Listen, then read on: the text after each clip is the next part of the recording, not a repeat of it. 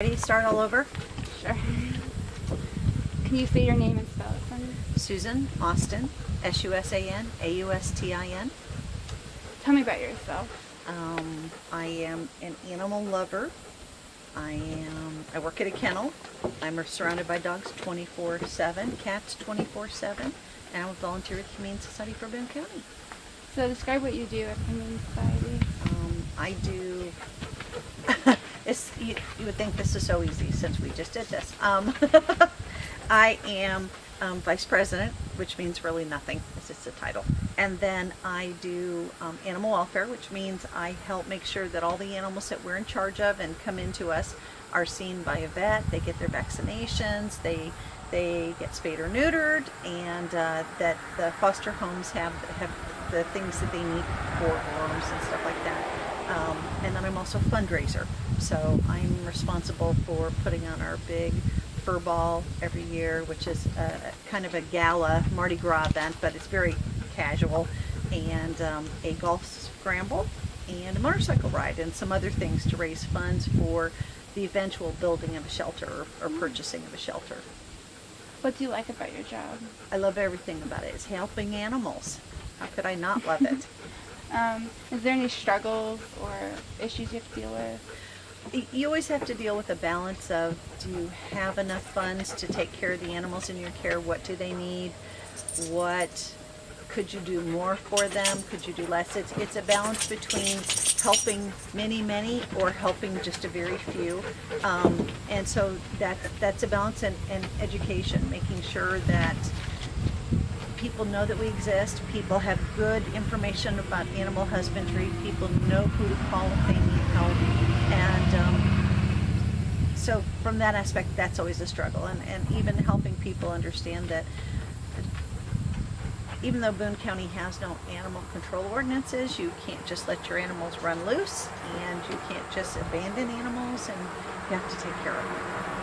How do you feel about when people neglect or abuse an animal? It makes me really mad, and it's very sad. We often see some of the skinniest come in that haven't had food, haven't had water. They moved out of an apartment and left their animal in there. I don't understand how anybody could do that. You see kittens after kittens after kittens because they never spayed mama, and yet you have all these kittens running around then that need to be fed and need to be spayed and neutered, and so they're neglected, or they get out on the road and they get hit. It's incredibly sad that people don't take better care of their animals. So you've adopted from the Humane Society. I have. So what stands out like those animals stand out? Say that again. How do they stand out for you? My Abby, my first kitty, she was feral. And I was at my very first adoption event with some fosters. I had some foster puppies, and they were somewhat feral, but I went to pick up this kitty, and she scratched my face with all 4 feet, and so I had these lines of blood, and I wrapped her in a towel, and I said, "You are going to not be a feral kitty," and I held her to me, and I did that for 7 days consistently, and I just fell in love with her. She's now the best kitty in the world. I had Pumpkin, who was an October orange little male, and he was horrible. He was absolutely horrible. He made messes of his litter box. He made a mess everything he could, and the people called and said, "I just can't take care of him anymore." So I brought him home, and he was just so stinking cute. I had to keep him. So I adopted him. And then there's Izzy, who was adopted. Or not adopted, she adopted us. She came down the street with her mom and her sisters, and they were on my back porch, and we found homes, got them fixed, found homes for most of them, but Izzy had to stay. And then I have several dogs that are adopted as well. So when you foster, is it hard for you to give them up, or? It is, but they're going to a great home, and you get to help pick the home, which is great. I'm really blessed in that all of the people who have adopted the dogs and the kitties that I've had have stayed in touch with me, so I get to see them. And we've had our first losses too. My first dumpster doggie that we got out of a dumpster he actually hit his head, and so he was having he was having epileptic seizures, and they got worse and worse and worse, and that adoptive family had to eventually put him down, but they let me know. You know, I knew it was going on in all this time, and so, you know, it's a loss for them, it's a loss for us too, to know that one of our animals that we loved, I had Betsy, the parvo puppy, and I nursed her through her parvo, and it happened the day before July 4th, and we went up to Dr. John's office up in Thorntown, up in vet, and he met us at 9 o'clock at night to give me everything I needed for Betsy. So needless to say, we did not celebrate July 4th. We were giving her sub-Q fluids and giving her medicines and trying to keep her alive and to make it through parvo.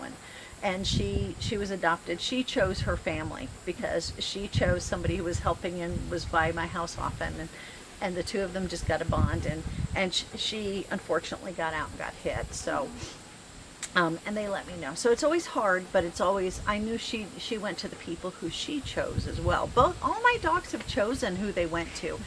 You take them to adoption events, and if they like the person, you can tell. If they really love the person, you can tell. And if the people just develop that instant bond, you know that is the best.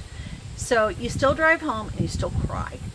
And you still miss them, and you pick up the toys you had with them, but I always try to take some of those toys with me when I give them to the new adopter. But it's hard, but you know they're going to a great place. What's your happiest memory? I still think my happiest memory is one of our directors fell in love, but she liked seniors. And there was Sadie, and Sadie had all sorts of problems. Sadie had chronic ear problems, and Sharon loved Sadie, and Sadie loved Sharon, and she would just follow her around. And all the directors pitched in, and for Sharon's birthday, we adopted Sadie for her. Sharon really loved seniors, and the seniors really connected with her. And Sadie was older, and so when Sadie passed, it was like just 2 days later when another doggy was found on I-65 in the middle of the median, and he was a senior, and he needed somebody who loved seniors. And because Sadie was gone, Boo then had a place to go. And so Sharon quickly adopted Boo, and it's heartbreaking, but it's such a great story because everything happens for a reason, and it all happens right at the same time frames, and it was just perfect. And so that's my favorite story. She's such a hero with senior doggies. How long have you been working for the Humane Society? About 7 years with this one. What do you think makes you good at your job? I just love animals. Describe what you do on a daily basis. I take care of animals 24/7. So I get up, I feed my mutts. Well, no, I give them medicines, and then I feed my mutts. And then I take care of the kitties, and then I go to work, and I work in a kennel. So I'm taking care of dogs in the morning and checking them in and out and taking care of kitties too. And then I come home and I take care of the critters some more. And so I get to eat, sleep, and breathe cats and dogs all day long. So you've always known you wanted to work with animals? Yes. But I couldn't be a vet because I couldn't pass chemistry. And the funny thing is, my mom was a chemist. And she was very brilliant. She was very good at what she did. But I couldn't do the chemistry. I couldn't believe how things worked without seeing it real life. But, you know, you can't just tell me, well, that works because I say it does. No, show me, no. So, but this is the great part of it, is I get to be around animals all the time. So, any stories about adoptions that you want to share? Oh my goodness, we've had so many great adoptions. You know what was really neat is we had the dumpster dog. Mm-hmm. Do you remember hearing that on the news? That somebody dumped a dog in the dumpster over there on South Main Street in one of the new construction areas, and people heard it, and so the police called, and they called, because we're all volunteers, they call until they get one of us when the police call. So they called and said, there's a dog in a dumpster, and I said, okay, I'm coming over. And we got in there, and it was just a sweet, sweet dog.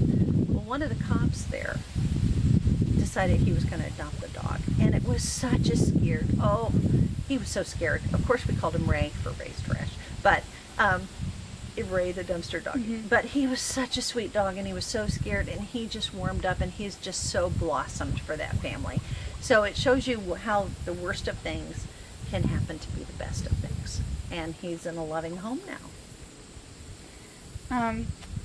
In your opinion, is there things that the Humane Society needs to work on or fix?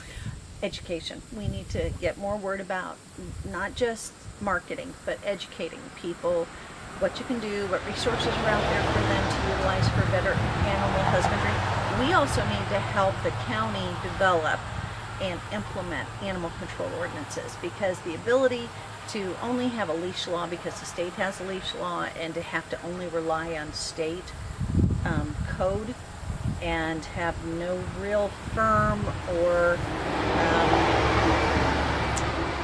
no real push to take care of animals in the county it's a crying shame. The fact is that we can be asked to take an animal and have to hold on to it for 6 months to a year while it goes through courts. Well, we get no help to try to take care of that animal. We get no food from the courts. We get no food from the owners. We get no heartworm. We get nothing. So the fact that we take such a light viewpoint in the county level of animals it's almost criminal. They are property in the state of Indiana, but they're beloved property, and they're not just animals. They're pets. They're our companions, and for some of us, they're our kids. And so we need to really help the county develop those, get them implemented, and then enforce them so that animals are better taken care of. Yes, we're a rural farming community, but we're not going to be that way much longer. The farmers are selling off that land. Development is coming, and they have to start taking animal control and animal husbandry very seriously. Well, that's all. Thank you. Well, thank you. Good luck. Thank you. If the sound's not real,